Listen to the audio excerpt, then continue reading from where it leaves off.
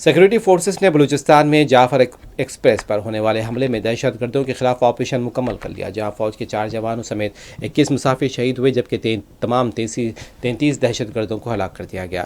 پاک فوج کے شعبۂ تعلقات عامہ ISPR کے ڈائریکٹر جنرل نے کہا ہے کہ دہشت گردوں نے 11 مارچ کو تقریباً 1 بجے کے قریب بولان کے علاقے اوسی پور میں ریلوے ٹریک دھماکے سے اڑا دیا اور جعفر ایکسپریس کو روکا۔ ریلوے حکام کے مطابق اس ٹرین میں 440 افراد سوار تھے۔ انہوں نے بتایا کہ یہ علاقہ آبادی سے دور دشوار گزار ہے۔ دہشت گردوں نے پہلے یرغمالیوں کو انسانی ڈھال کے طور پر استعمال کیا، جس میں عورتیں اور بچے بھی شامل تھے۔ ان کا کہنا تھا کہ بازیابی کا آپریشن فوری طور پر شروع کر دیا گیا، جس میں آرمی، ایئر فورس، فرنٹیئر کور اور SSG کے جوانوں نے حصہ لیا۔ یرغمالیوں کو مرحلہ وار رہا کروا لیا گیا ہے اور DG ISPR نے بتایا کہ دہشت گرد دوران آپریشن افغانستان میں اپنے سہولت کاروں اور ماسٹر مائنڈ سے سیٹلائٹ فون کے ذریعے رابطے میں تھے۔